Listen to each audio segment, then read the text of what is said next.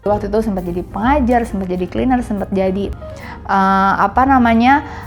babysitter, sempat masuk ke Telkom. Jadi marketing. Terus temen ada yang nawarin, "Cit, mau nggak gabung MLM?" Gue menemukan kebahagiaan gue menemukan diri gue sendiri nih. I found myself finally, itu di umur 35 tahun.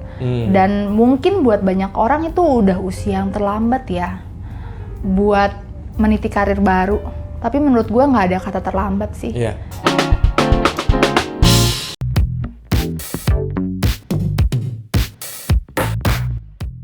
Hai, selamat datang di podcast gue, Ngopsan, ngobrol santai seputar hobi and passion bareng gue Andrew Pakpahan. Di episode kedua ini, gue mengundang narasumber yang gak kalah keren dan banyak banget ilmu yang bakal di-share dari teman gue ini. Sebenarnya narasumber di episode kali ini teman kantor gue sih. Kenapa gue pilih dia? Karena dia punya cerita yang inspiring banget. Dan kalian pasti akan dapat banyak input dari cerita teman gue ini. Gue ceritain sedikit profilnya kali ya. Temen gue ini sempat mengalami quarter life crisis berkali-kali. Buat kalian yang gak tahu apa itu quarter life crisis, ini semacam krisis identitas. Ibaratnya kita ada di persimpangan jalan dan kita gak tahu nih kita harus kemana tujuan kita dan apa yang bisa bikin kita bahagia dan semacamnya. Nah, tapi temen gue ini dia udah berkali-kali ngalamin hal ini. Karena dia udah bekerja 5 kali atau lebih ya, profesi pekerjaan yang berbeda-beda. Mulai dari jadi guru, jadi marketing, sempet jalanin MLM loh. Bahkan sempet jadi cleaning service juga cuy. Dan sampai pada akhirnya dia menemukan jati diri dan pekerjaannya yang membuat dirinya dia menjadi bahagia. Yaitu menjadi seniman atau make up artist. Daripada lama-lama mending langsung aja kita ngobrol sama dia yuk. And please welcome Citra Dini. Apa kabar Citra? Halo Andrew, baik-baik. Andrew apa kabar? Puji Tuhan, alhamdulillah baik juga. Biar para pendengar juga tahu nih nama kamu, terus kesibukan lagi apa sekarang? Oke, nggak pakai kata-kata mutiara kan? Boleh. Oke, halo semuanya, aku Citra. Aku kerjanya sebagai makeup artist. Terus sekarang lagi kerja sebagai makeup artist dari TV, sama juga ada di beberapa manajemen model seperti itu deh. Oke, jadi lebih ke art ya bisa dibilang ya. Betul. Jadi seniman, makeup artist. Betul. Nah, simple pertanyaannya nih. Ini kerjaan makeup artist cita-citanya Citra dari kecil dulu gak? Bisa dibilang iya ya kayaknya ya. Oke. Karena dari dulu aku senang banget di dunia art. Mungkin karena dulu itu ayah itu, orang tua aku, bapak aku itu dia seniman. Dia itu anak band dulu. Dan dia juga pengajar musik. Dia pianis juga, gitaris juga gitu. Jadi memang hidupnya dia tentang musik lah gitu. Dan aku sangat dekat dulu sama ayah. Dari kecil selalu disuruh dengerin lagu ya kan, musik. Jadi ya hobinya dari dulu dengerin musik gitu. Dan emang dari dulu pengen banget jadi seniman seperti ayah. Cuman ternyata perjalanannya nggak selancar itu ya, penuh dengan sukacita. Sampai sekarang aku mungkin bisa dibilang akhirnya jadi seniman. Meskipun nggak terlalu mirip ya sebenarnya sih. Dulu lebih kepengen jadi artis. Sekarang jadi makeup artis ya, sama-sama ada artisnya juga. Iya. Nah, sebelum jadi makeup artis, katanya Citra kan juga sempat mencoba berbagai pekerjaan nih. Dan sempat juga mengalami quarter life crisis. Ngerasa bingung, ibaratnya ngerasa di perempatan jalan dan nggak tahu nih harus kemana tujuannya. Boleh diceritain waktu itu seperti apa yang dialamin Citra dulu dan pekerjaan-pekerjaan apa aja yang pernah Citra udah jalanin semuanya? Oke. Wah, itu perjalanan yang cukup panjang, penuh upside down, penuh air mata, penuh drama lah ya. Tapi aku pikir tuh worth it ya, semua usaha yang aku lakukan untuk menemukan passion aku ya. Jadi dulu awal-awal banget kayaknya karena ayah itu pas jadi artis, pas jadi anak band ini ya, dia kan mau masuk label, dia udah bikin lagu. itu penuh dengan permasalahan karena ternyata nggak susah loh, nggak gampang loh jadi seniman di Indonesia gitu. Nah karena dia kayak punya trauma, jadi dia kayak ngomong ke kita semua anak-anaknya, pokoknya ayah nggak mau anak ayah ada yang jadi seniman gitu. Pokoknya kalian udah tenang-tenang sekolah, kuliah, kerja, mau di kantor kek, mau jadi guru kek gitu. Saat itu memang ayah kan jadi pengajar musik kan. Ibu aku juga pengajar juga sama. Jadi ini suami istri dua-duanya pengajar nih, kita keluarga pengajar. Jadi makanya mereka nyuruh kita untuk menjadi pengajar. Nah waktu itu kayak gitu. Tapi karena mungkin aku dari kecil udah menikmati musik ya gitu. Waktu itu mau belajar musik tapi sama ayah dilarang keras. Pokoknya nggak boleh. Sampai waktu itu dia mengharamkan aku megang alat musik gitu. Pokoknya jangan sampai nih aku makin jatuh cinta sama musik kayak gitu. Terus akhirnya ibu aku akhirnya ngambil kendali. Pokoknya kamu harus kuliah ya gitu. Saat itu juga kuliahnya ditentuin karena kan aku emang suka bahasa. Pengennya waktu itu tuh bahasa Jepang kuliahnya, tapi ibu aku nggak setuju. Dia bilang bahasa Inggris. Kenapa bahasa Inggris? Karena bahasa Inggris tuh laku di Indonesia. Kamu bisa ngajar bahasa Inggris gampang. Kalau nanti di Jepang, kalau sastra Jepang nanti kamu kerja sama company. Terus nanti susah kamu di perusahaan Jepang, nanti kamu ini. Pokoknya ya itu pemikiran yang menurut aku cukup kuno ya, tapi itu terjadi gitu. Aku dipaksa untuk masuk sastra Inggris sampai akhirnya lulus sastra Inggris, terus akhirnya bekerjalah sesuai dengan kuliah. Awalnya itu aku jadi guru bahasa Inggris. Guru bahasa Inggris cukup lama ya, sempat 8 tahun pertama aku jadi guru bahasa Inggris. Nah terus sesudah 8 tahun itu aku mulai nih, kok gue nggak terlalu banyak challenge ya hidupnya ya, kok kayaknya normal-normal aja ya gitu. Akhirnya sesudah 8 tahun jadi guru bahasa Inggris, aku mencoba kerja kantoran. Pengen tahu nih kerja kantoran gimana sih. Terus langsung pas terima, karena emang pengalamannya di seputar bahasa Inggris, sastra ya, akhirnya dapat kerjaannya di translator. Dan saat itu aku jadi koordinator translator dubbing. Nah, serunya pekerjaan itu aku berhubungan sama artis-artis dong, karena kan dubber ini kan banyak artis-artis juga kan. Cuman memang waktu itu kebanyakan kerjaan aku akhirnya mentranslate dan membuat jadwal untuk para dubber-dubber ini. Cuman itu ternyata nggak berjalan lancar juga. Sesudah setahun aku bosan. Karena kayak ini kerja kantoran banget ya di depan laptop setiap hari. Terus kayak ya gitu-gitu aja gitu. Monoton. Pokoknya sesudah tadi kan kalau ngajar 8 tahun aku bertahan karena mungkin gini, kalau ngajar itu kan pindah-pindah, aku gerak-gerak, aku komunikasi, aku ngobrol, jadi nggak bosen. Nah pas masuk kantor orangnya itu aja ya kan, terus kerjaannya itu aja setiap hari ngelakuin hal yang sama, nggak tahu ya, pokoknya aku boring banget deh. Itu bertahan hanya setahun. Sesudah setahun aku cari pekerjaan lain lagi. Pekerjaan lain lagi adalah waktu itu aku sempat masuk ke Telkom. Jadi marketing. Itu bener-bener perubahan luar biasa. Aku nggak tahu marketing, aku nggak tahu gimana. Aku cuma punya skill, aku pinter ngomong gitu aja. Aku pedenya kayak gitu. Terus di dunia marketing juga sama. Karena mungkin aku nggak sukanya ada target ya yang harus dikejar. Itu kayaknya aku nggak sesuai deh kalau harus dikejar-kejar target kayak gitu. Itu juga sama, bertahan cuma setahun. Terus aku keluar lagi, pindah jadi konsultan hukum dan politik. Waduh, berat ya. Berat banget. Itu juga awalnya juga karena pekerjaannya dicarinya translator gitu. Tadi awalnya aku cuma mentranslate surat-surat kayak keputusan dari berhubungan sama inilah pengadilan atau apa segala macam kayak gitu-gitu, undang-undang apa segala macam. Cuman itu aja, sekedar itu. Tapi ternyata pekerjaannya lebih dari itu gitu. Aku juga harus ngumpulin berita-berita di media tentang klien aku gitu. Misalnya kliennya perusahaan itu di Indonesia, bagus nggak sih berita-beritanya. Nah kliennya kebetulan klien orang Amerika. Nah jadi bahasa Inggris lagi kan kepake kan. Jadi aku harus membuat laporan yang dalam berbahasa Inggris. Tapi balik lagi, kayak apa ya, kok gue nggak menikmati pekerjaan ini ya, kok kayak capek ya, kok kayak nggak happy ya kerjaannya, serius banget ya hidup gue nih, kayak gitu. Itu juga bertahan setahun sampai akhirnya aku sempet nggak kerja sama sekali. Aku pokoknya kayak aduh gue harus nemuin nih apa yang gue mau. Terus temen ada yang nawarin, Cit mau nggak gabung MLM? Waduh, prospekin orang tuh.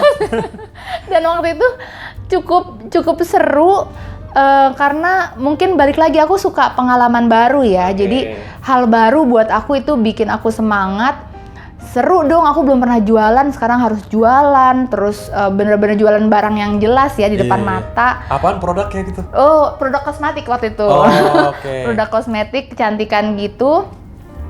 Terus karena mungkin barangnya juga kecil-kecil, jadi kayak lakunya banyak, jadi seneng gitu loh. Oh, ada hasilnya. Terus prospek lebih ke mungkin lebih ke ngajakin ke orang, guys, ini lumayan loh ininya pendapatannya. Kalau mau gue bantuin gini. Nggak tahu sih, kayak aku juga nggak paham kenapa kok akhirnya aku punya downline banyak banget. Sampai di posisi manajer waktu itu. Nah terus tapi itu kepotong karena aku harus ke Australia waktu itu gitu. Jadi aku saat itu menikah, terus aku suamiku waktu itu mau sekolah S2 di Australia. Nah jadi aku harus cut dong semuanya dong. Nggak mungkin aku jalanin dari Australia, agak repot karena kan itu ada jual beli barang atau segala macem gitu.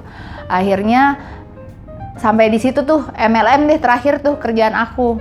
Nah pas di Australia aku balik lagi jadi ngajar lagi karena waktu itu embassy lagi ngebutuhin guru bahasa Indonesia. Nah sedangkan guru bahasa Indonesia di sana berarti kan ngajarin anak bule dong. Nah harus punya skill bahasa Inggris yang bagus. Nah kepake lagi deh tuh. Bener juga kata ibu aku ya, membahasa Inggris tuh paling gampang gitu loh, pasti selalu kepake. Nah terus itu kan aku di Australia 2 tahun. Aku cukup lama sih di sana, maksudnya hampir sepanjang 2 tahun itu aku ngajar. Tapi selain itu aku orangnya balik lagi suka hal-hal baru, mau belajar hal-hal baru. Aku coba jadi cleaner. Karena apa? Cuman gara-gara di sana gaji terbesar adalah cleaner. Bersih-bersih gitu? Bersih-bersih. Aku waktu itu kan tinggal di asrama, jadi aku kerjaannya ngebersihin kamar. Jadi aku kerja di asrama aku sendiri. Dia kan gedung tinggi tuh ya. Nah, jadi waktu itu dimintain ada dicari nih, ada yang mau jadi cleaner nggak? Kita butuh orang nih, gitu. Terus aku iseng-iseng lamar kan, aku boleh nggak? Boleh gitu. Terus itu diterima dan itu seru ngebersihin kamar-kamar kos-kosan intinya kan gitu, ngebersihin kamar kos-kosan. Dan aku have fun karena apa? Kerjaannya tuh aku bisa dengerin sambil dengerin earphone. Ya udah, aku suka bersih-bersih orangnya kan. Abis selesai bersih-bersih, pokoknya mereka mintanya semua kosong ruangannya seperti awal. Abis itu aku dibayar. Dan itu banyak banget uangnya, bener-bener banyak. Kayaknya itu gaji terbesar yang pernah aku terima selama hidup aku deh. Jadi cleaner di Australia. Terus selain jadi cleaner juga aku nerima tawaran beberapa teman-teman yang udah punya anak di Australia. Kebanyakan orang Indonesia sih. Mereka butuh babysit yang ngejagain bayi kan. Jadi aku jadi babysitter juga. Jadi nyambi-nyambinya banyak di sana gitu. Karena nggak tahu, aku ngerasa kayak aku nih di Australia gue cuman mungkin umurnya, maksudnya cuman bertahan selama 2 tahun ya. Stay-nya mau nggak mau kan, karena kan visa segala macem. Tapi gue nggak mau sia-sia. Gue mau ngambil pengalaman sebanyak-banyaknya nih. Rasanya gimana sih kerja di luar negeri, dan gue mau nyoba sebanyak-banyaknya pekerjaan yang bisa gue kerjakan gitu. Jadi waktu itu sempat jadi pengajar, sempat jadi cleaner, sempat jadi babysitter, terus sempat jadi kalau misalnya mereka kan deket kampus ya, mereka tuh butuh orang yang untuk psikolog, tes psikologi. Jadi anak-anak psikolog mau bikin hasil akhir kan, mau bikin skripsi lah gitu. Mereka sebarin kayak kuesioner atau apa. Nah, aku salah satu yang suka ikut karena dibayar. Buat penyelidikan gitu ya, buat penyelidikan apa sih? Buat apa? Penelitian mereka, bener buat penelitian. Terus setiap kali datang dibayar ya nggak sampai 100 ya, kayak $50 kayak berapa kan lumayan kan gitu kan. Jadi kayak wah gila nih, gue cuman ngisi-ngisi sambil curhat ya kan. Kan itu soal-soalnya curhat-curhat juga, ada wawancara segala macam sambil curhat, tapi gue dibayar gitu kan. Ya udah, jadi pokoknya aku saat itu wah pokoknya di Australia itu sibuk banget, sibuk-sibuknya gitu. Kayak ya itulah maksimal banget deh aku hidup di sana deh, kayak gitu. Nah udah balik ke Indonesia, bingung dong mau ngapain lagi nih gue. Karena kerjaan di sana fun kan, menyenangkan. Di sini apakah gue mau jadi guru bahasa Inggris lagi, ataukah gue mau MLM lagi, atau gue mau kerja kantoran lagi gitu. Terus waktu itu sempat ditawarin aku jadi kerja kantoran lagi gitu. Tapi waktu itu aku nerima job-job translate juga, terus ada beberapa privat yang ya udah deh lumayan nih, ada biar ada kegiatan gitu. Tapi tuh semua nggak berjalan, kayak aku cuman kembali ke titik awal lagi gitu loh. Turning point nih. Turning point lagi. Kok gue nggak enjoy lagi ya? Nih gue maunya apa ya gitu. Sampai terakhir aku inget banget, aku jadi kerjanya serabutan gitu.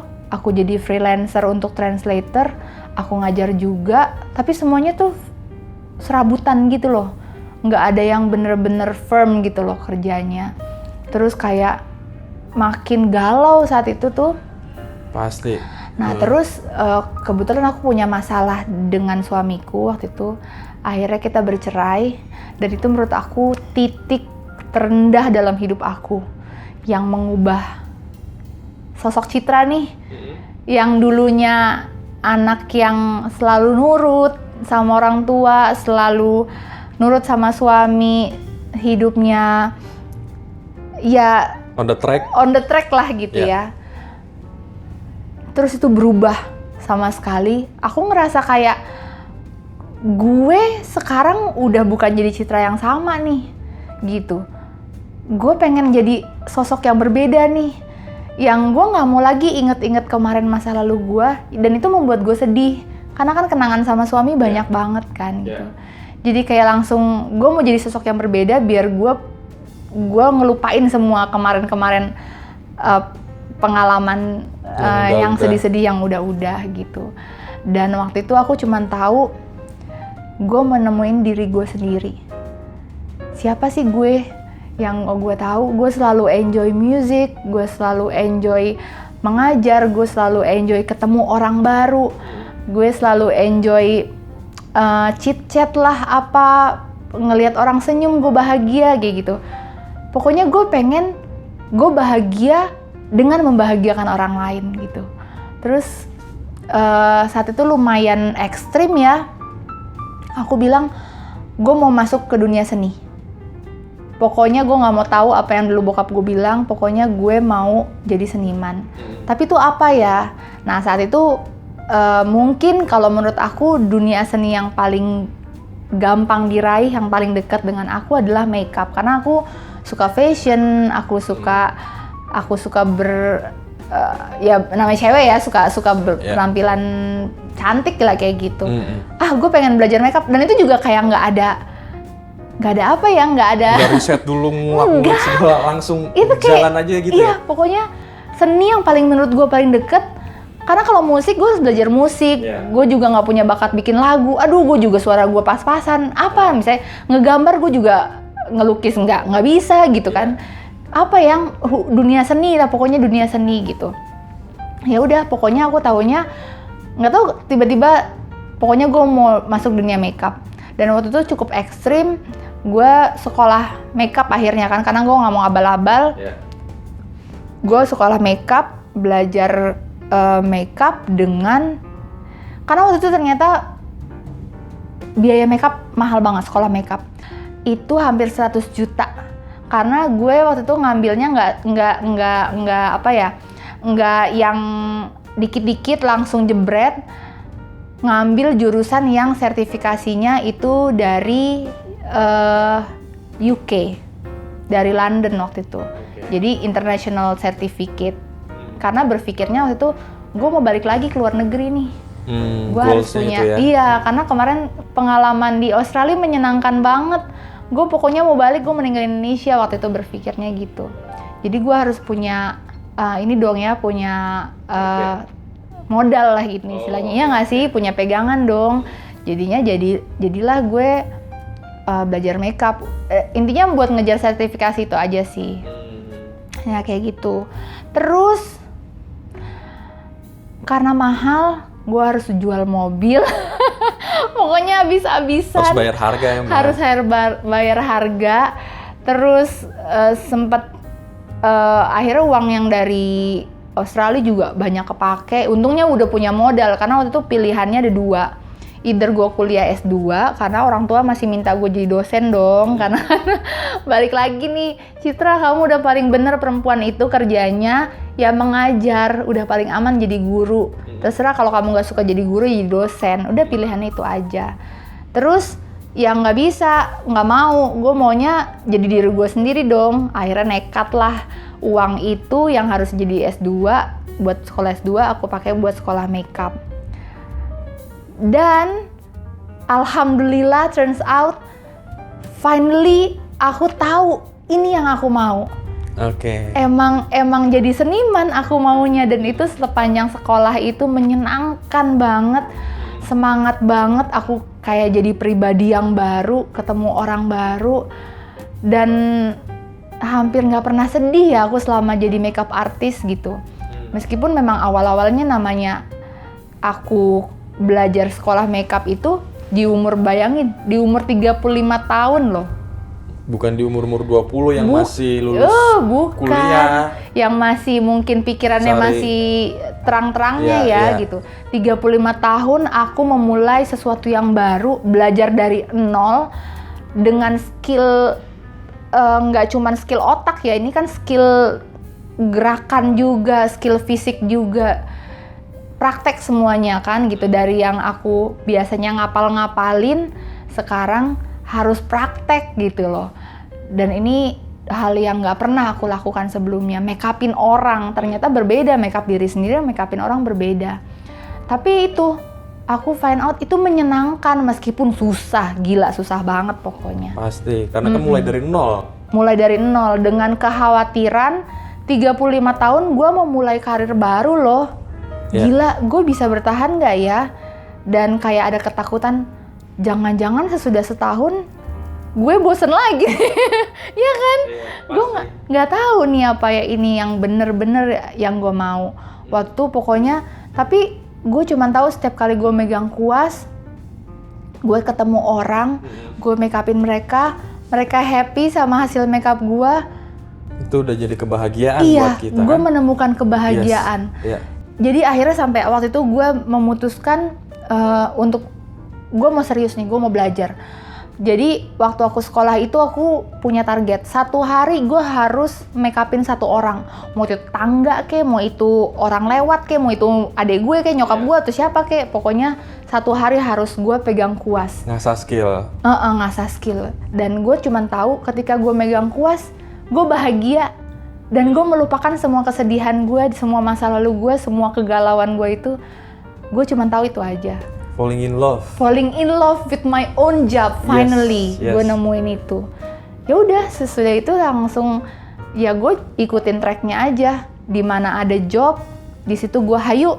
Bahkan sampai ada job-job yang sampai keluar kota hayu. Ada job juga yang nggak dibayar hayu. Pokoknya dulu awal-awalnya kan ya trial and error ya. Yeah. Dari awal makeup gue jelek banget, dimarahin orang, nyolok mata orang, sampai salah beli produk, semua trial and error lah, lumayan banyak modal yang keluar. Tapi menurut gue 35 tahun gue mencoba hal baru itu so worth it, dengan semua air mata itu so worth it. Karena ya balik lagi, kita ujung-ujungnya kan mencari kebahagiaan. apa yang kita lakukan itu kalau misalkan pun banyak duitnya di sana tapi kita nggak ngerasa happy, nggak enjoy, kayak robot gak sih? Benar. Iya kan? Gue waktu jadi konsultan gaji gue tuh lumayan ya, maksudnya ya hampir mau 2 digit, belum, tapi kayak udah dikit lagi gitu loh. Tapi kan ada bonus-bonus apa segala macam. Kalau mungkin kalau dikumpulin, intinya tuh bukan uang yang sedikit gitu ya, gaji per bulannya gitu.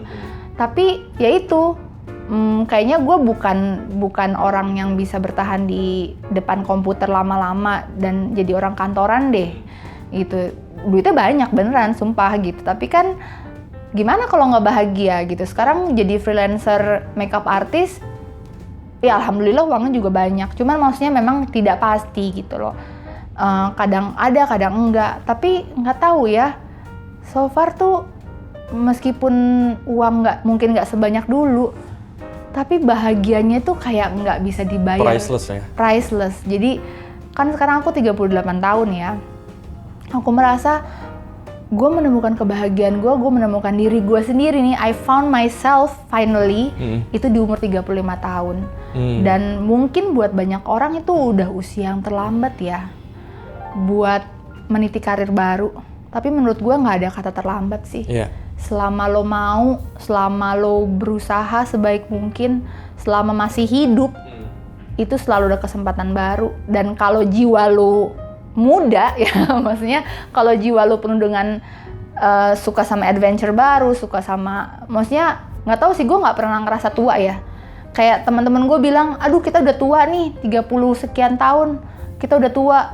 Kayak gue nggak suka sih dengar kata-kata itu sih. Iya, setuju. Iya nggak sih? Iya. Maksudnya stop saying that gitu. Kita nggak tua, lu yang bikin diri lo tua. Yes, mindset. Iya, mindset lo yang bikin lo tua gitu. Jadi gue nggak akan pernah menyebutkan itu. Gue selamanya akan punya pemikiran gue ini masih muda.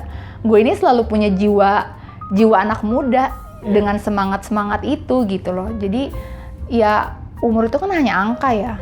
Yes. Tapi balik lagi ke mindset lu mau nggak nih dimulai lagi nih hidup lu nih gitu. Dan gue selalu bilang ke semua orang, nggak ada kata terlambat. Gue mulai karir gue di umur 35 tahun, belajar hal yang gue nggak pernah tahu dari nol, dengan semua uang gue yang gue habiskan di sana sampai gue kerja itu bener-bener dari nol, nggak punya uang sama sekali lah bisa dibilang. Tapi ya itu makanya gue bilang it's so worth it, seriously. Iya. It's worth it every penny, benar-benar. Jadi ingat satu pelajaran nih, dulu pernah juga belajar ada namanya capital career. Waduh. Iya. Jadi kalau misalkan kita ngebangun bisnis butuh duit buat jadi modal, nah kalau capital career ini kita butuh yang namanya pengalaman, skill, ilmu, dan lain-lainnya itu untuk membangun karir kita. Nah, itu pengalaman-pengalaman dan juga ilmu yang pernah kita ambil, yang pernah kita pelajarin, one day itu akan kepake di mana kita nggak tahu, dan ketemu sama seseorang yang kita nggak tahu, one day bakal kepake, dan itu akan menjadi apa ya? Kesempatan yang mungkin kita nggak tahu ke depannya akan sama siapa kerjasama. Betul. Atau mungkin dipakai sama perusahaan gede kah? Kita nggak tahu. Tapi itu pasti bakal kepake suatu saat. Setuju banget. Gini, kan gue kerjanya di dunia makeup ya. Mungkin orang berpikir dunia makeup lu cuman butuh skill megang kuas atau enggak skill mewarnai atau enggak apa ya. Tapi menurut gue enggak sih. Lu butuh lebih dari itu skill. Enggak cuman urusannya skill yang di situ doang. Yeah. Karena gini, sebagai makeup artist gue ngerasa gue harus punya mental yang kuat. Karena apa? Gue ketemu sama klien-klien yang banyak macam-macamnya. Kalau lo baperan, aduh, mental lah, nggak bisa, pasti sakit hati. Entar lo dibilang makeup lo jelek, aduh saya nggak suka sama alisnya kayak gini, gimana sih mbaknya tuh gimana sih kayak gitu-gitu. Atau entar lo tiba-tiba, kan aku juga megang hair stylist juga kan, megang hairdo juga, jadi hair stylist juga. Maksudnya waktu itu belajar banyak hal kan. Ya ntar ada catokan yang kena kepala orang, jadi marah-marah. Pokoknya penuh dengan kalau mental lo nggak kuat, lo baperan nggak bakalan bisa. Dan gue yakin kenapa mental gue kuat, karena gue udah melewati semua jenis pekerjaan. Gue ketemu berbagai jenis atasan yang bisa dibilang dari baik sampai ngeri banget kayak gitu. Mungkin gue ketemu banyak pekerjaan-pekerjaan yang gue harus bangun jam 3 pagi karena kan makeup artist kadang-kadang harus ready kan? Iya, Sesuai harus ready, harus wedding. Wedding jam Kak, makeup jam 2 pagi ya, jam 3 pagi. Oh, buat gue udah nggak masalah dulu karena gue jadi konsultan tiap hari harus bangun jam 3 pagi. Ngerti nggak sih? Jadi semua pengalaman itu menurut gue sih nggak ada yang percuma ya. Iya. Nggak ada yang sia-sia. Dan menurut gue kita semua kesalahan yang pernah kita lewatin itu nggak ada yang perlu diseselin. Malah justru berterima kasih sama semua kesalahan termasuk aku bercerai ya. Itu mungkin hal paling menyedihkan yang pernah terjadi dalam hidup aku, tapi aku nggak pernah sesalin itu karena itu aku belajar, karena aku melakukan kesalahan itu aku belajar. Sekarang aku mungkin jadi lebih dewasa, lebih bijaksana, lebih sabar, mungkin juga lebih kuat lagi menghadapi berbagai macam orang, seperti itu sih. Bener, setuju banget. Semua pengalaman bener-bener ngasih lo modal untuk jadi lebih baik lagi. Setuju gue. Oke. Nah, masih bicara soal passion nih, Cit. Kadang ada orang yang nemuin passionnya itu dari hobinya, tapi ada juga yang enggak. Kerjanya A, tapi hobinya B. Atau gampangnya gini deh, ada orang hobinya itu yang berkaitan dengan otomotif, tapi kerjanya sehari-hari malah jadi banker atau marketing. Nah, kalau menurut lo nih, hobi sama pekerjaan yang kita lakukan itu yang sesuai passion itu harus sama atau enggak? Bisa jadi beda. Bisa jadi beda. Karena terkadang hobi itu mungkin hanya kesenangan. Ada orang-orang yang bilang, gue nggak mau ngejadiin hobi gue pekerjaan. Karena nanti menjadi punya tanggung jawab kan.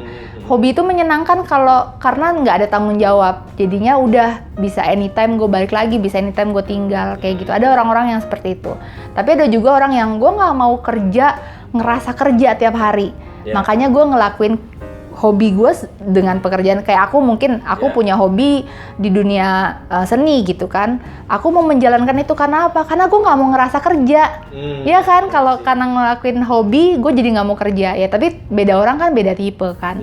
Ya itu balik lagi menurut aku sih ke hati masing-masing. You talk to yourself. Tanyakan ke diri sendiri, lu tuh mau apa. Dan mungkin tips gue adalah jujur sama diri lo sendiri. Lo tuh mau apa? Dan gimana ya? Gue menemukan banyak orang, mungkin anak-anak muda zaman sekarang ya. Kerjaan itu banyak milih. Oke. Banyak milih, gue mau ini, gue mau itu, gue nggak mau ini, gue nggak mau itu. Itu menurut gue kesalahan besar sih. Lu misalnya selain banyak milih juga gengsi. Aduh itu lebih repot lagi. Misalnya kayak gue nggak mau jadi cleaner misalnya ya, kayak waktu itu saat itu gue di Australia karena gue gengsi, gila gue S1 ya kan, anak UI pula gitu kan. Misalnya gue punya pengalaman kerja, pernah jadi ini, pernah jadi itu, terus gue di sana jadi cleaner, ngapain ya nggak sih? Nah itu menurut gue pemahaman yang salah sih, cara berpikir yang salah. Lu kerja apapun yang lo bisa kerjain, justru malah ketika lo mengerjakan hal-hal yang out of your mind, out of the box, lu justru find out apa yang gue mau, apa yang gue suka gitu loh. Kan kita nggak pernah tahu kan, ternyata mungkin apa yang kita nggak pernah pikirkan itu adalah kebahagiaan kita kan. Banyak orang cari jalan yang paling aman, cari safe place, ngerti nggak sih? Cari pekerjaan yang paling aman buat dia, paling menyenangkan, apalagi misalnya ada orang dalamnya. Iya kan, misalnya kayak jalur khusus gitu kan, karena nggak mau repot. Yang penting udah keluarga gue punya perusahaan, gue tinggal jalanin aja misalnya, atau enggak gue semua orang di keluarga gue pegawai negeri gitu kan. Oh gue bisa masuk kapanpun jadi pegawai negeri, ya udahlah gue tinggal masuk aja. Ya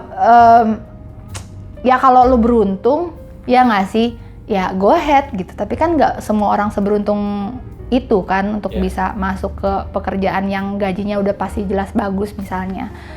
Tapi balik lagi, pekerjaan buat aku adalah passion. Jadi ya jawabannya hanya di hati lu aja sih. Lu bahagia nggak sih ngejalanin itu? Banyak loh orang-orang yang punya pekerjaan yang bagus, karirnya bagus, gajinya besar, tapi dia tersiksa, dia nggak bahagia gitu. Kalau aku sih aku mau jujur sama diriku sendiri. Aku nggak mau ngelakuin itu lagi. Gue pernah ngelewatin itu loh. Sekarang gue mau sejujur-jujurnya sama diri gue. Gue maunya apa, gue bahagianya seperti apa. Dan ya itu, dengan menemukan cara menemukan jalan apa yang lo mau, apa yang lo membuat bahagia, lo coba.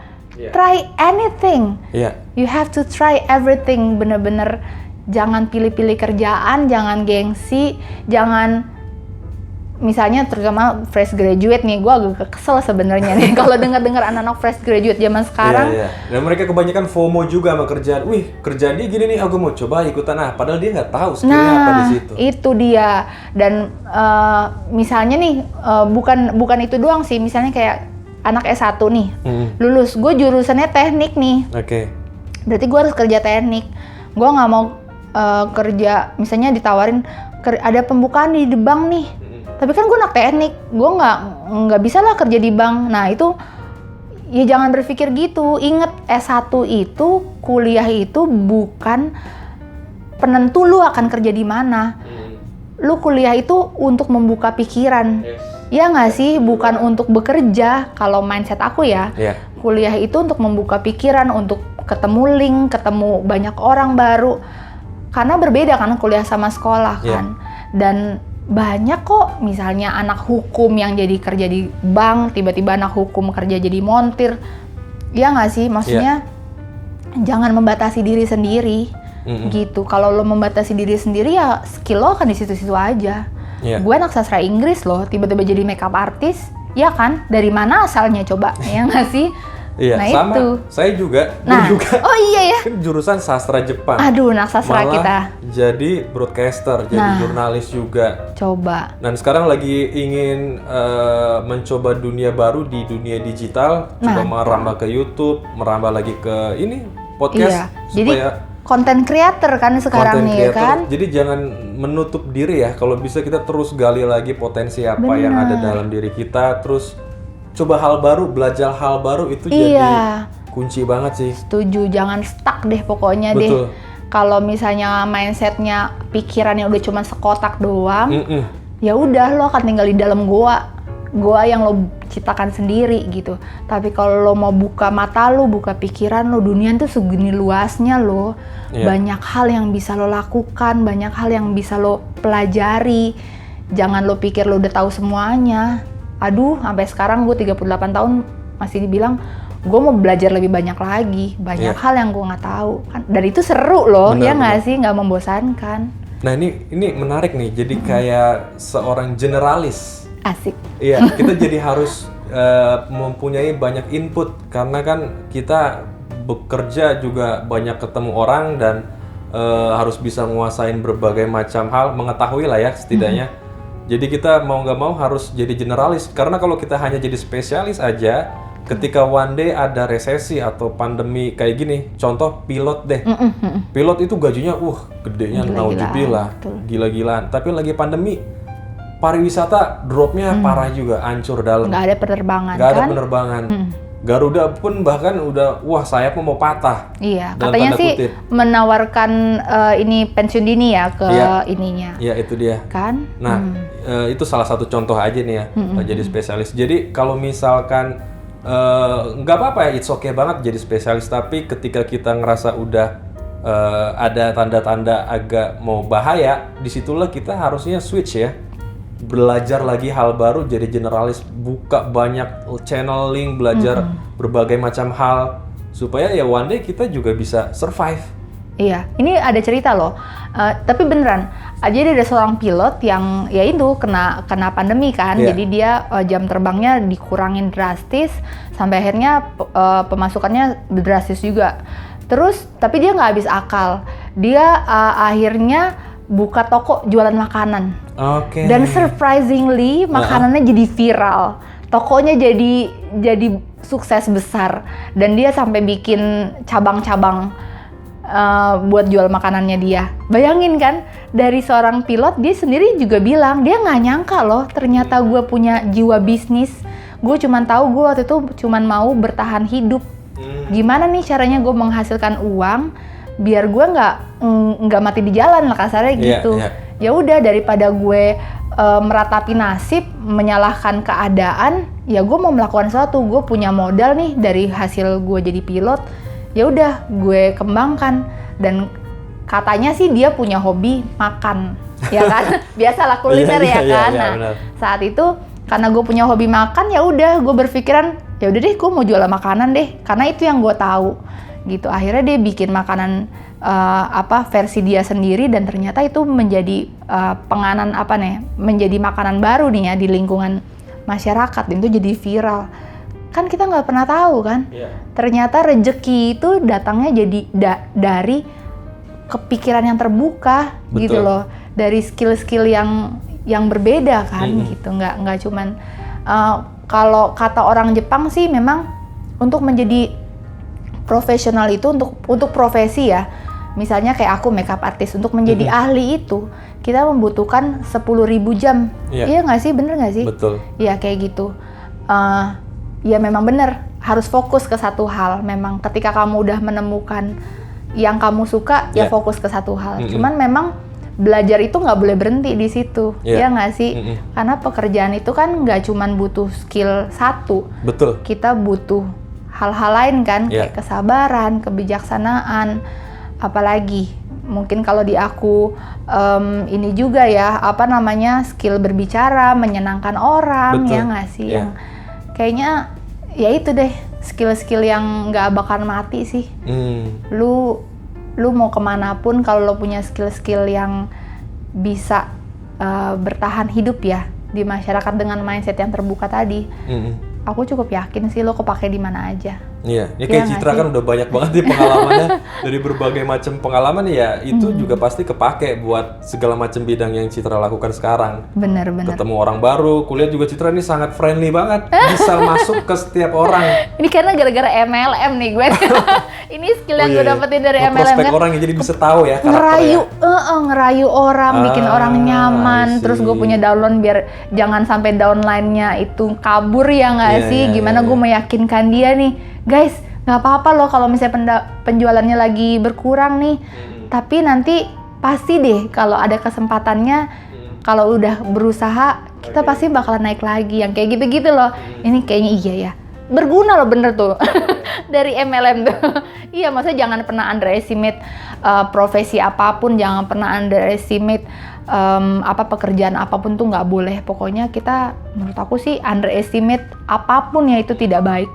Itu mungkin perasaan yang negatif ya, underestimate itu hal yang negatif sih. Jangan pernah deh, kita nggak pernah tahu pekerjaan, bahkan cleaner aja kan kita nggak pernah tahu, mungkin pekerjaan yang paling nggak bagus misalnya, maksudnya nggak punya pendapatan cukup bagus, kita nggak pernah tahu gitu loh.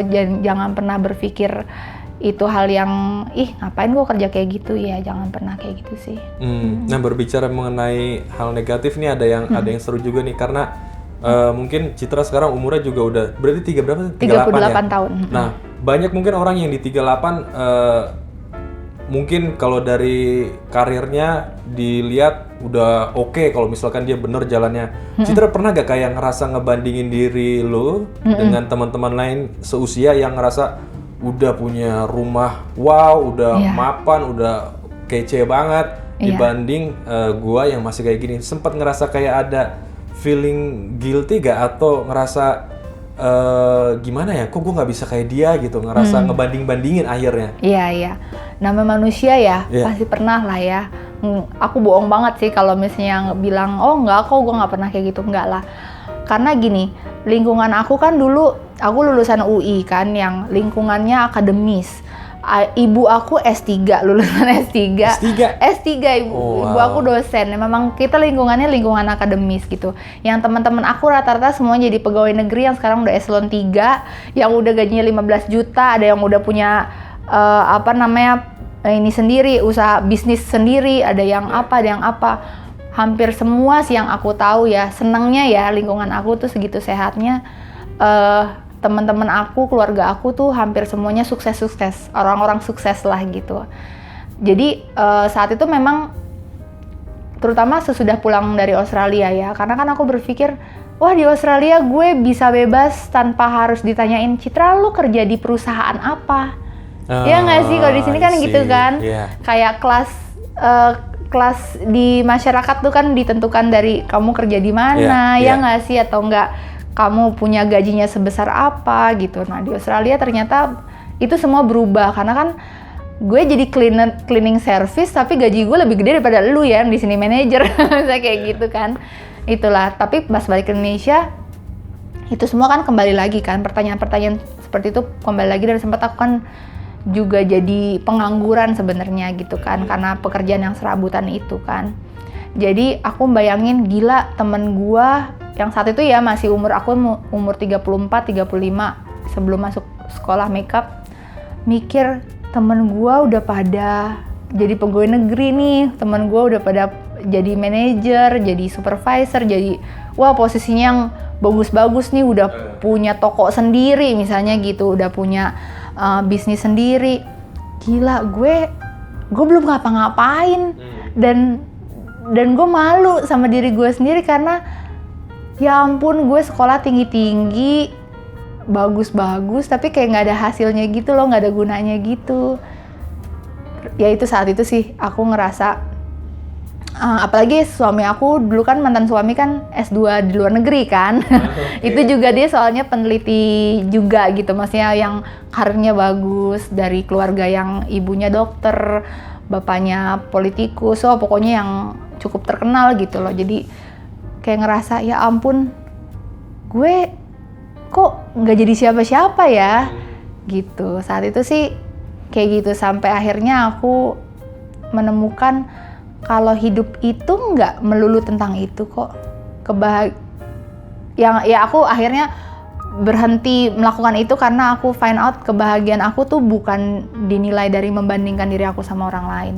Pada itu gitu, akhirnya menemukan, karena makin aku bandingkan aku makin jatuh, aku makin stuck, aku makin, kepala aku makin tertutup lagi, kayak masih balik, udah deh.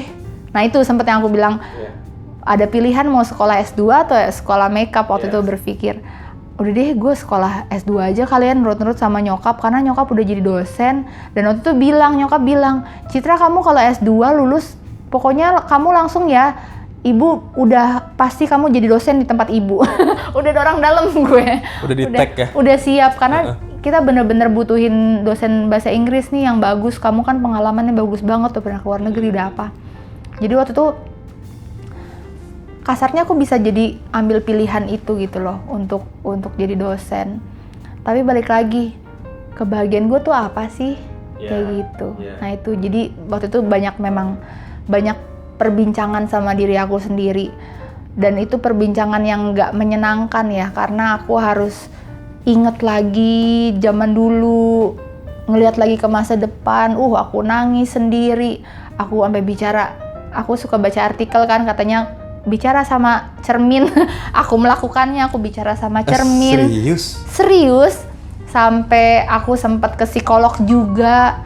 Oh iya? Iya, untuk gue tuh sebenarnya mau apa sih? Gue nggak tahu mau apa gitu. Quarter life crisis banget ya. Quarter life crisis di usia yang seharusnya itu sudah mapan ya. Jadi aku agak, kalau kata itunya ya nggak ada kata terlambat sih, cuman maksudnya di usia yang udah sulit nih gitu loh, lo harusnya hal-hal kayak gitu dilakukan masih remaja gitu ya. Menemukan jati diri itu harusnya di masa remaja, tapi aku harus melakukannya di usia-usia yang udah dewasa kan. Yang teman-teman aku nggak udah melewati lah itu konflik-konflik seperti itu dalam diri, tapi aku baru merasakan itu di umur 30-an gitu, dan itu nggak mudah sih. Gitu sih yang aku merasakan. Iya betul, perasaan membandingkan itu pasti ada, cuman you have to control yourself. Iya, lo yang harus bisa menstop itu gitu. You live your own life. Jadi jangan pernah berusaha jadi orang lain, jangan pernah mengukur diri dengan orang lain. Gitu. Karena balik lagi, ya kita hidup kan sebenarnya mencari ketenangan, sukacita, kebahagiaan. Mungkin kalau kita lihat orang-orang yang kita bandingin gitu ya, wah dia udah punya rumah gede, mobilnya gede, Tapi di balik itu mungkin aja dia ngerasa stres, nggak punya waktu mungkin buat keluarganya, atau mungkin cicilannya gede banget sehingga duitnya juga cuma lewat doang gaji, nggak bisa dipakai buat ya benar-benar have fun.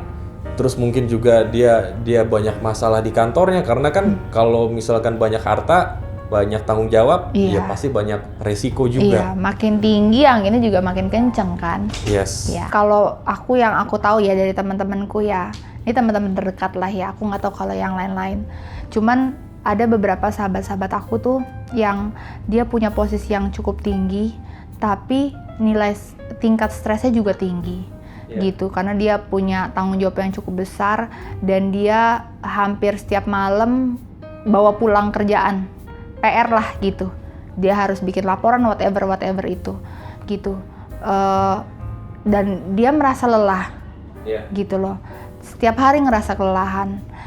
Sedangkan teman-teman aku yang lain ya, maksudnya dibandingkan sama teman aku yang mungkin pekerjaannya nggak terlalu tinggi, posisinya nggak terlalu tinggi, pendapatannya juga biasa-biasa aja, tapi dia lebih happy, punya banyak waktu untuk dirinya sendiri, punya banyak waktu buat keluarga, dan dia nggak pernah bawa pulang kerjaan. Ngerti nggak sih? Jadi waktu istirahatnya dia cukup gitu. Ya ketika waktu kerja ya bekerja, waktu pulang ya pulang, kayak gitu. Istirahat ya istirahat gitu. Tapi yang temen aku ini yang punya posisinya cukup tinggi ini ya, dia bilang, gue punya tanggung jawab yang besar.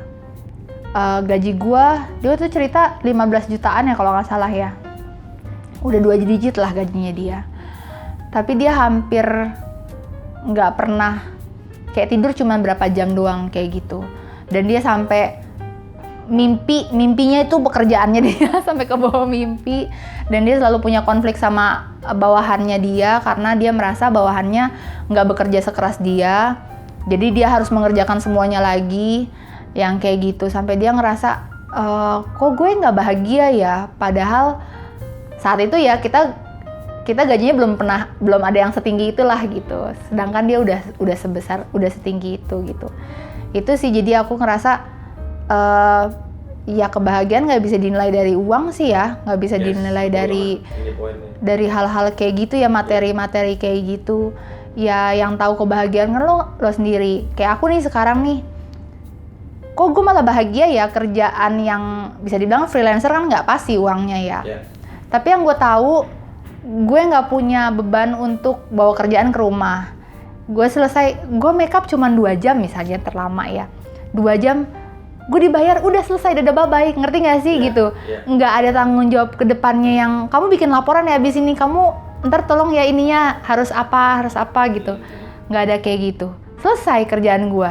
Dan gue bisa dibilang mungkin satu hari, kecuali di ITV ya, gue mungkin kerja cuman berapa jam, tapi perharinya ya, saat itu kan aku sempat jadi yang di konsultan itu, bukan di konsultan, yang di Telkom itu tuh aku kerjanya, pokoknya aku ngitungnya satu hari 250.000 gaji aku gitu. Sekarang alhamdulillah aku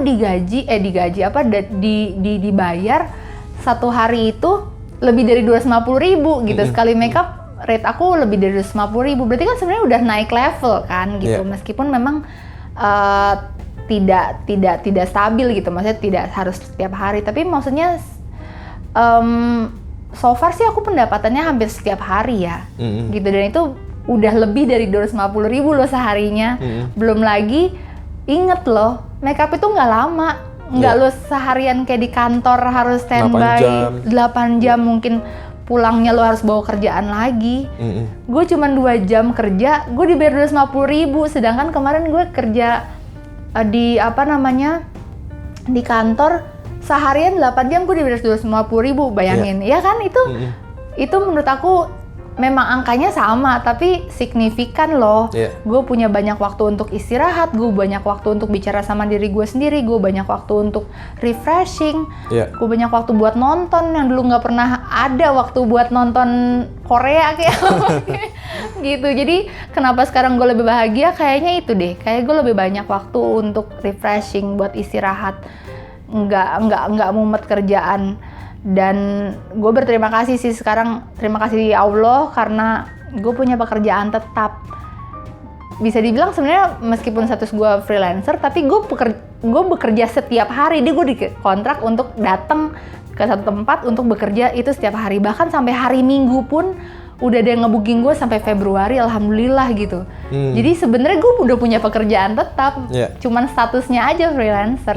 Yang gue tahu gue dapat penghasilan setiap hari itu aja. Gue sekarang gini, nggak mau berpikir yang ribet-ribet deh. Ya udah simple. Lo butuh duit, Citra lo butuh duit berapa satu hari? Dan kalau misalnya gue udah mencapai itu, udah cukup enough. Stop, nggak usah jadi greedy, nggak boleh jadi serakah, nggak perlu lo jadi, cari lagi kerjaan lagi, cari lagi job lagi, nggak perlu. Udah, itu kan lo kemarin hidup, misalnya aja ya, lo kan kemarin hidup dengan 250.000 sehari cukup, ya kan? Sekarang lo udah dapet itu, dan lo dikasih waktu untuk istirahat lebih banyak, lo dapet plus-plusnya udah banyak. Bonus gitu loh. Iya, bonusnya udah banyak gitu. Kenapa lo masih nggak bersyukur? Ya nggak sih? Akhirnya itu juga aku dengan jadi makeup artist, aku find out passion aku lebih banyak bersyukur, aku lebih banyak malah lebih banyak berdoa ya, malah lebih banyak ibadah gitu, berterima kasih. Cara gue mungkin ibadah, kalau orang mungkin lebih suka melakukan hal-hal rutin, kalau aku berterima kasih ke Tuhan. Itu ibadah gue. Setiap hari gue berterima kasih sama dia karena ya Allah, lo kasih gue tiap hari duit, tapi Tuhan baik banget ngasih gue plus-plus yang lain, waktu istirahat, gue punya waktu buat nonton, gue punya waktu buat senang-senang. Itu kan angka yang nggak bisa dinilai dari uang kan, gitu loh. Dan gue nggak punya utang sekarang, gue nggak kekurangan, gue tiap hari makan enak. Kayak lo mau minta apa lagi sih? Kayaknya udah dapat semua deh, ya nggak sih? Kerjaannya menyenangkan, orang-orangnya menyenangkan. Kayak gitu. Jadi makanya ya itu sih the key, kunci dari lo menemukan passion lo, kebahagiaan lo, ya lo akan tahu lo cara bersyukur sih. Dan ketika lo tahu cara bersyukur, lo akan bilang cukup. Menurut gue orang-orang yang serakah, orang-orang yang punya banyak uang tapi nggak bahagia, menurut gue mereka belum bersyukur. Ya kita nggak tahu kenapa nggak bersyukur ya, mungkin ada bagian yang mereka belum bahagia kan tadi kan. Betul. Belum menemukan passionnya mungkin, belum menemukan apa yang mereka mau. Makanya masih terus nggak cukup terus, cari lagi. Ya kayak gitu. Ya kayak dulu gue mungkin ya gitu kan, udah dapat kerjaan bagus, gajinya udah bagus, aduh kok nggak bahagia ya, cari lagi, ganti lagi, kayak gitu. Nah sekarang kayak kok gue cukup ya dengan segini ya. Bahkan dulu pas awal-awal makeup aja cuman dibayar kayak 100.000, 50.000, tapi kok cukup ya, ngerti gak sih? Kok happy ya, meskipun dulu ada masa-masa pandemi kayak gila makeup cuman mungkin sebulan 2 kali atau bahkan pernah sebulan cuma sekali gitu, tapi alhamdulillah lo hidup lo cukup lo gitu. Ya nggak tahu gimana caranya, tapi mungkin dengan bersyukur itu Tuhan ngasih lagi. Ada aja loh orang yang ngasih keberkahan itu, ngasih rezeki nggak dalam bentuk uang. Tiba-tiba ada teman yang cheat, gue ngasih lo makanan ya, gue kirim makanan. Yang penting hari itu gue tahu gue makan. Pas waktu harus bayar kontrakan, tiba-tiba out of nowhere kayak nyokap ngirimin uang, atau misalnya ada teman bayar utang, atau pokoknya entah kenapa aku yang nggak pernah kita pikirin, yang nggak pernah dipikirin gitu. Dan setiap kali aku bersyukur, setiap hari juga keberkahan itu datang, dan itu langsung kayak dibales gitu loh, kayak langsung dikasih nih, karena lo bersyukur, kalau berterima kasih sama gue, nih gue kasih lebih banyak lagi. Itu sih yang gue rasakan ya, meskipun balik lagi gue bukan orang religius ya, cuman kedamaian itu gue rasain banget sih sekarang sesudah gue menemukan passion gue di pekerjaan ini ya. Sesudah gue menemukan itu kayak semuanya beriringan, ngerti gak sih gitu. Gue senang kerja, perlahan-lahan gue senang kerja, gue bersyukur, gue dikasih lagi, gue bersyukur lagi, terus gue dapat kesenangan lagi ya, pokoknya terus-menerus seperti itu gitu loh. Kayak ya setiap kali yang namanya pekerjaan nggak mungkin ya nggak ada masalah ya, di dunia makeup juga jelas ada masalah gitu. Setiap kerjaan ada pasti aja. Cuman gimana kita menyikapinya kan. Betul. Nah, setiap kali gue punya masalah di pekerjaan gue yang sekarang nih jadi makeup artist, gue nggak mau sedih, nggak mau apa. Gue bilang terima kasih, tetap gue berterima kasih sama Tuhan. Terima kasih ya Allah, hari ini gue dikasih masalah nih, jadi gue belajar lagi. Oh, berarti besok kalau gue dapat klien yang seperti ini, gue harus bersikap seperti ini. Jadi ya. bahan evaluasi. Nah, itu lagi. Oke. Oh, berarti gue kalau misalnya ada yang minta konsep makeup yang seperti ini, gue harus beli produknya seperti ini ya. Oh gitu ya Allah, terima kasih ya, gue hari ini kasih pelajaran lagi nih. Gitu ya, balik lagi, ketika bersyukur lagi, tiba-tiba job datang lagi out of nowhere dari mana. Ya begitu terus setiap hari. Kayak tiap hari gue nggak pernah ada momen nggak bersyukur. Kayak tiap menit gue bersyukur. Hari ini aja gue dapat makanan setiap kali kerja. Pasti enaknya jadi makeup artist, setiap kali kerja itu kasih makanan gratis. Pasti dapat lunch, pasti selalu dikasih makanan dari klien, pokoknya selalu. Dan itu kayak ya Allah, hari ini gue makan enak lagi, terima kasih ya Allah. Gue berlebihan makan sampai gue bisa ngasih makan ke orang juga, karena gue nggak bisa ngabisin makanan sebanyak ini. Gila, gue bisa berbagi gitu, kayak gitu deh. Kayak aduh, gimana ya, nggak bisa mengungkapkan kebahagiaannya dengan kata-kata ya. Kayak this is the best feeling that I've ever had in my life, seriously. Wow. Oke, ini udah banyak banget input, ilmu-ilmu saktinya, Iya. pengalamannya. Wow, luar biasa, mulai dari passionnya, kemudian gimana cara dia mencari jati diri, pekerjaan, sampai akhirnya dia menemukan kebahagiaannya itu sendiri. Well, thank you so much for sharing, Citra. Sama-sama. Sukses terus buat karirnya. Iya. Pokoknya jangan pernah nyerah ya. Selalu Siap. berpikir positif, Betul, nggak boleh setuju. nyerah. Pokoknya gimana yang selalu positif deh. Yeah. Pokoknya pasti ada jalan. Kalau ada kemauan pasti ada jalan, itu harus dipegang terus. Makasih banyak Yeah. juga, gue udah kasih kesempatan Thank you so buat much cerita, for buat sharing. Ya, Iya. makasih banyak Thank udah you gabung ya. di podcast ini. Makasih. Thank you. Thank you Andrew. Gimana? Seru kan obrolan santai ini? Well, kalau kalian ngerasa podcast ini bermanfaat banget, atau mungkin kalian merasa teman dan keluarga kalian juga membutuhkan ilmu dan input dari podcast ini, please silahkan kalian share ke mereka. Dan kalau kalian mau share di Instagram, kalian bisa tag nama gue, Andrew_Pakpahan. Tag juga Instagramnya Citra di @citramuaid. Gue ejain kali ya, @CITRAMUAID. Supaya ya siapa tahu aja kita bisa saling ngasih input lagi dan gue bisa dapat ide-ide baru lagi dari kalian. Oke, mungkin itu aja ngopsan, ngobrol santai kali ini. Gue Andrew Pakpahan, sampai jumpa di episode berikutnya. Bye!